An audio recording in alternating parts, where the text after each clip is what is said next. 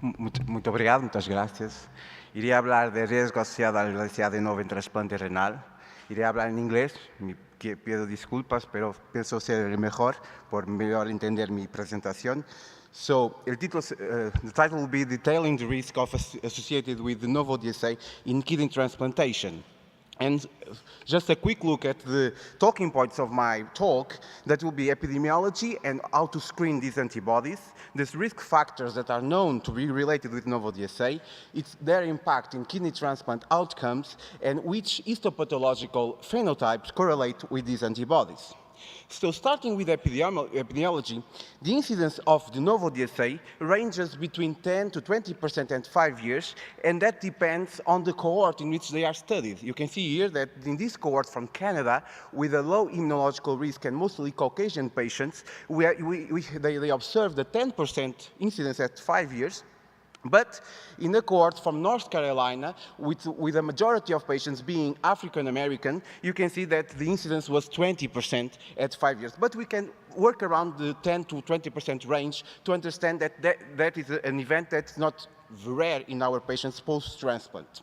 But besides knowing which incidence, the incidence in which de novo DSA occur, importantly is also to understand which are the characteristics of these antibodies. And you can see that from three different cohorts, the first one from London, the second one from our center, and the third one, the one from Canada, you can see that there is a majority of class 2 HLA antibodies, so against class 2, and that is very clear, and becomes even clearer when the follow-up time goes beyond 3 to 4 years. You can see here that in the group from Canada, with a median time of follow-up of 55 months, more than 90% were against class 2.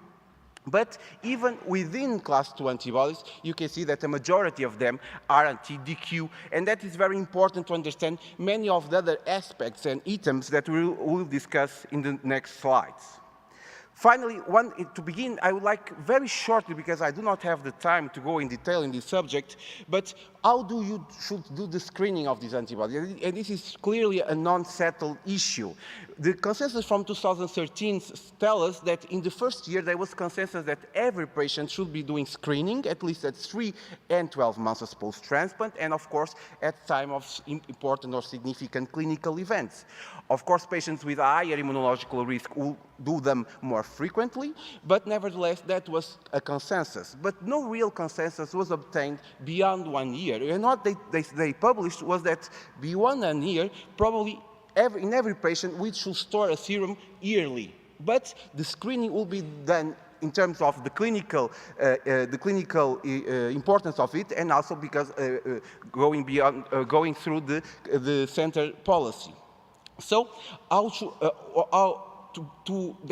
in the end, there is no clear protocol to do screening beyond 1 year post-transplant. And in one study that tried to address this issue in terms of a cost-benefit ratio, what in the end they published in their abstract was that screening should be performed at best in lower mortality rates patients and those with a higher baseline incidence rates of de novo DSA. So I'll say that probably younger patients, not young patients, but younger patients are the best candidates for a very thorough screening, but it's also very important to know which are the risk factors for developing de novo DSA.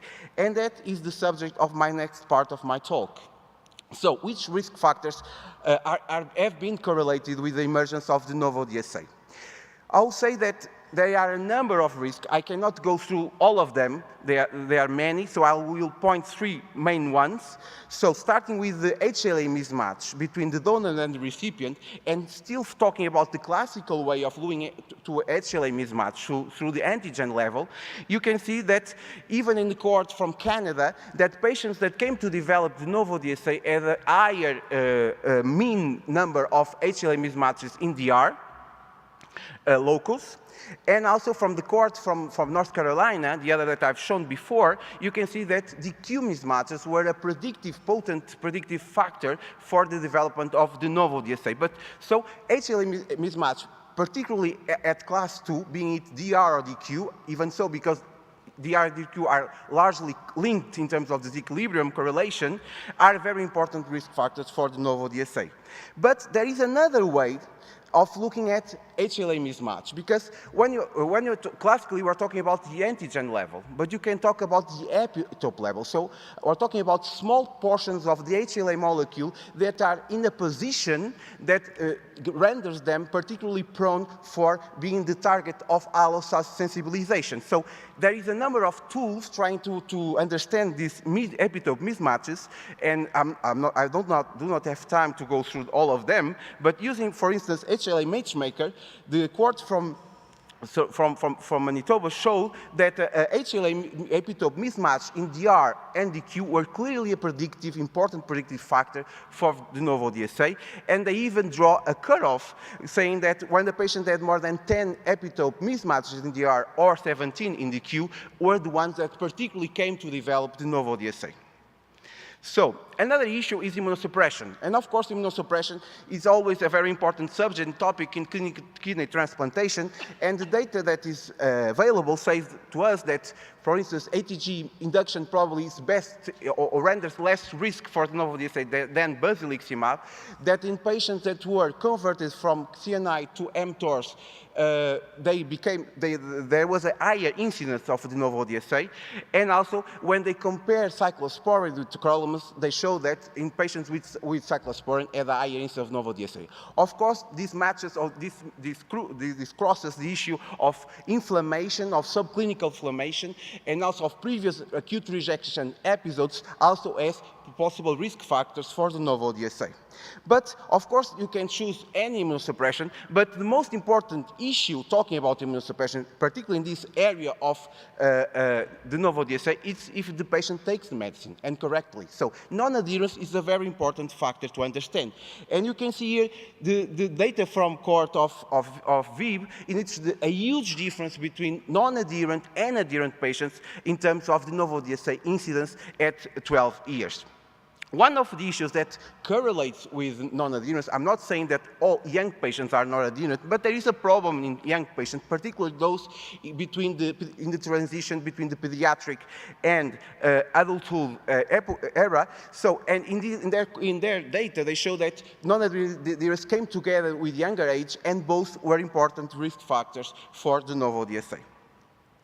Another way of looking for non-adherence is looking at the TAC levels variability. And you see here that when the high variability was observed, more in this case, this is a study from Spain, when the variability was beyond 30%, there was a much higher incidence of de novo DSA. And this is a tool, a clinical tool that we can use to try to probably surveil or select patients with higher probability or higher suspicious rate of being non-adherent.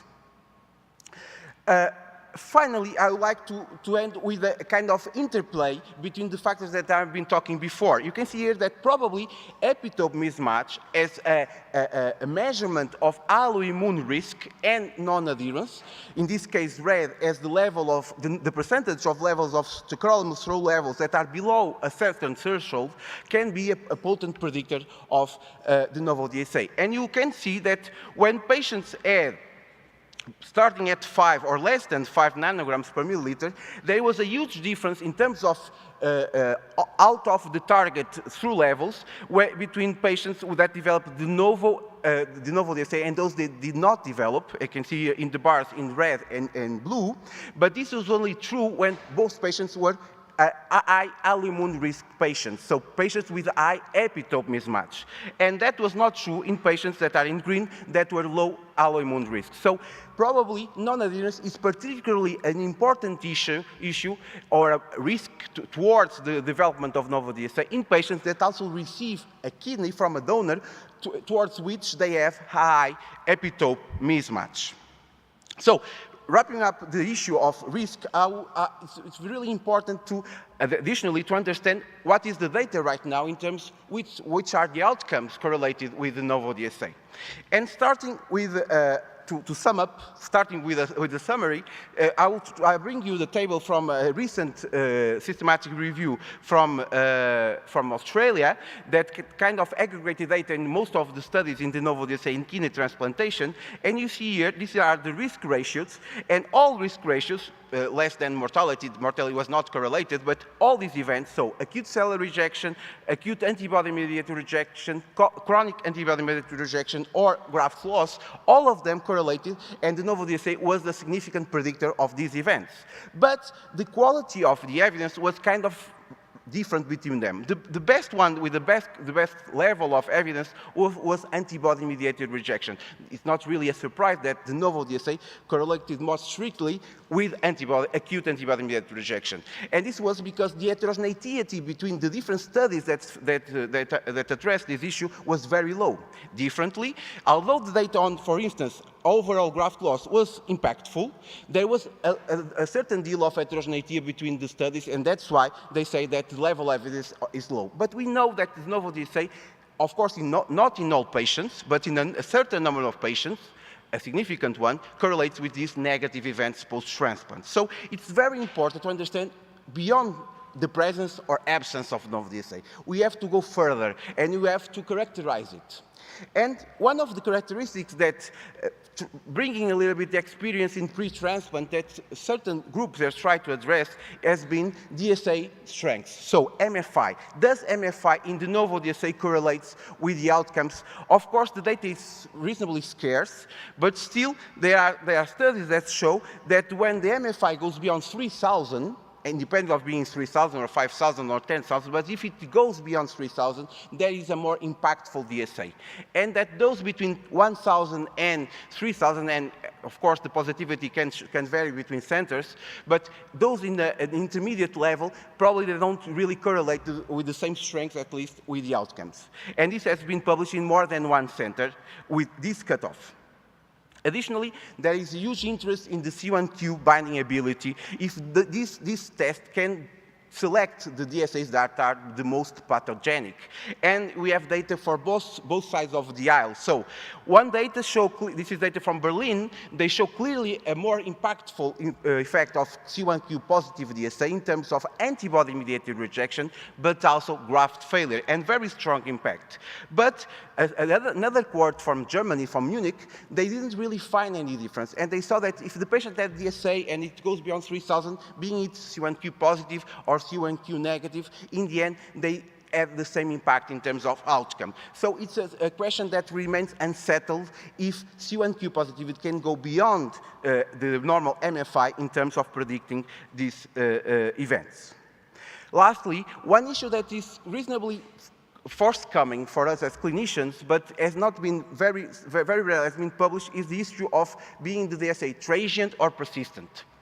And of course that transient, persistent DSA are the ones that have been correlated with worse outcomes, and this is the data coming from the States in this recent study.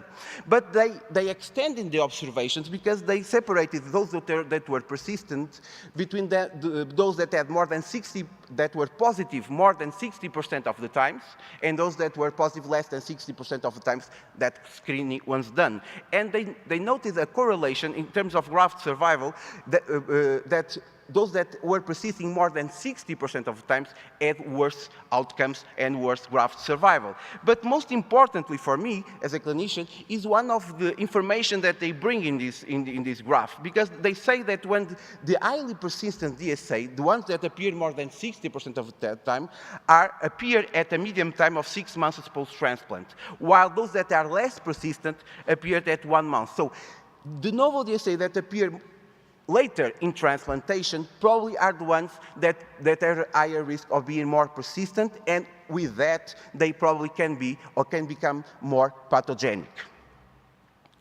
So, of course that we have gone through the implications, the risks, and the implications of the characteristics of the novo DSA in terms of outcome, but I believe that the novo DSA are, of course, a biomarker, a very important one, but by themselves, there's not enough proof that they are directly, in all cases, pathogenic to the graft. So we have to integrate this histological data that correlate with novo DSA to really stratify the risk in our patients and detail the risk in our patients.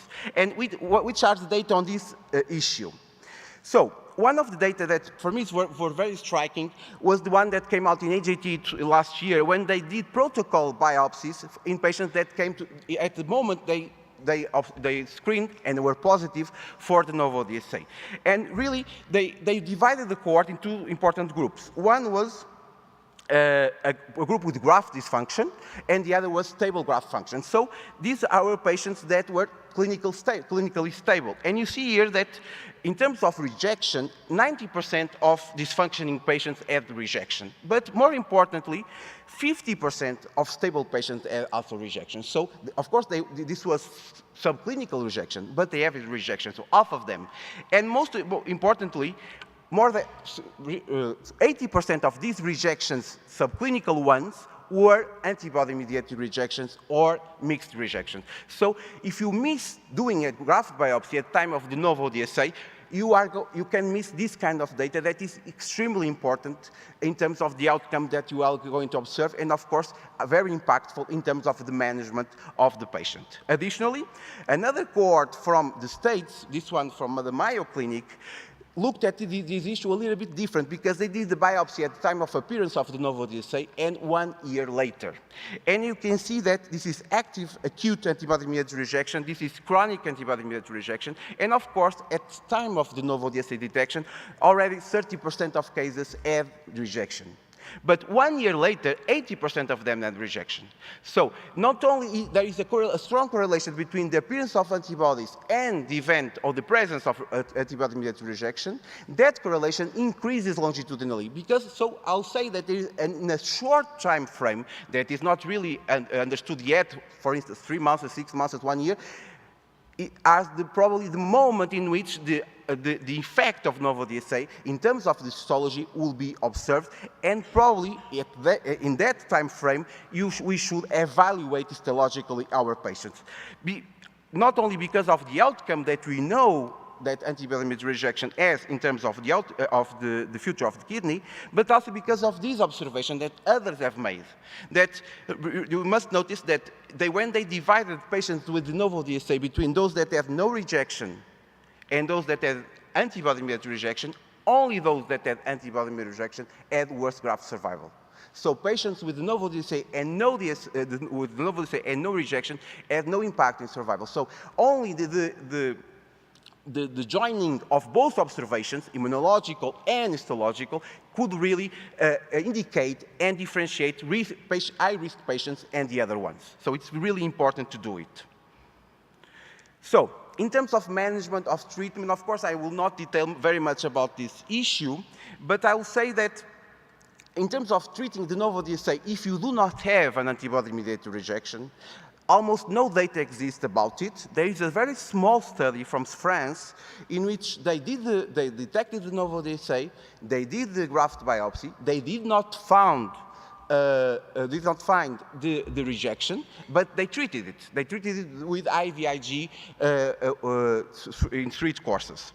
And they compared it with an historical cohort that received no treatment. And they did not find any difference in outcomes, being it in terms of immunology, histological scores, ABMR occurrence, or graft function. So at the end, there's really no data showing that at this time we can have a clear intervention, a therapeutic intervention, when patient comes up with antibody, with de novo DSA and no rejection.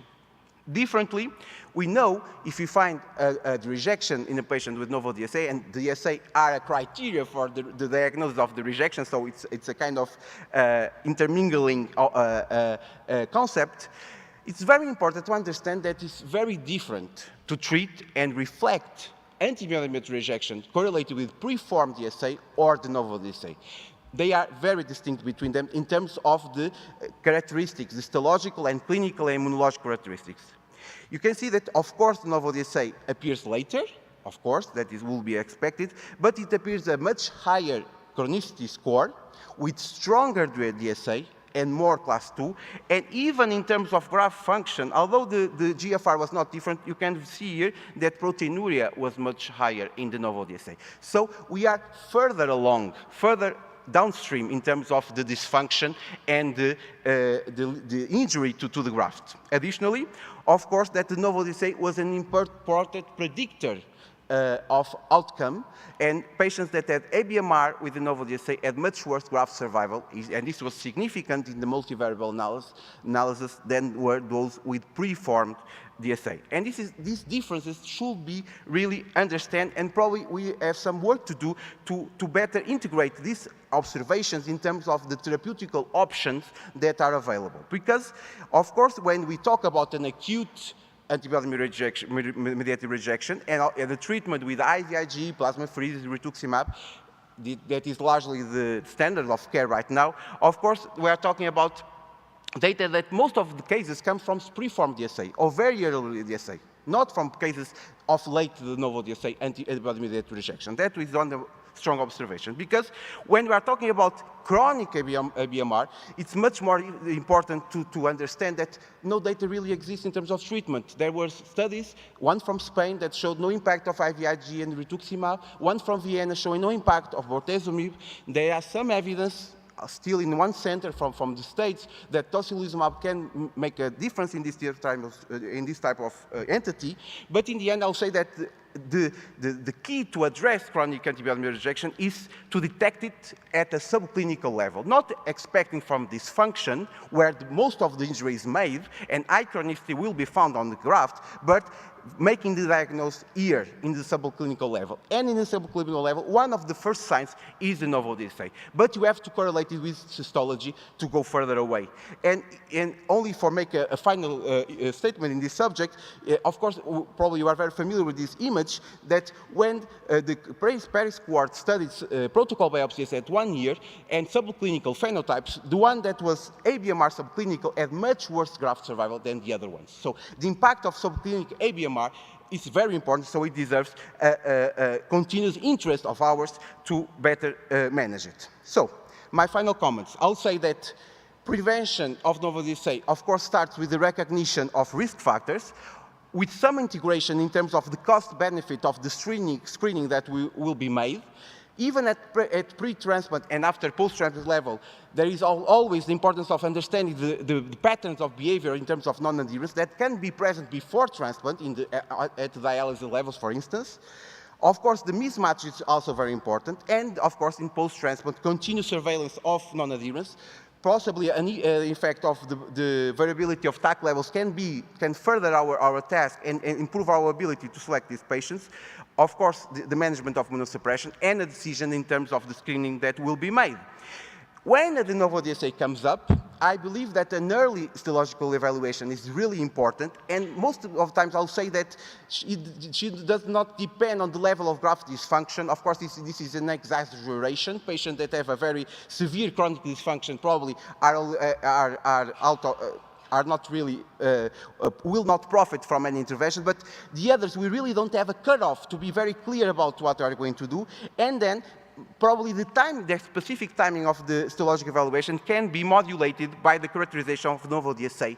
If you have this is of course speculation, but if you have a very weak DSA, you can probably wait and see. You can also wait and see if it is persistent, if it is transient. But when you have a DSA that is persistent, high strength, or C1q positive, I'll say that I will not say it's mandatory, but I believe it is important to do the histology, because only through that, only through full characterization, will we have an early histologic evaluation. And I remember that it's very important to do the full diagnostic workup in these cases, in which optical or light microscopy, electron microscopy is very important for diagnosis of chronic antibody-mediated rejection, early diagnosis.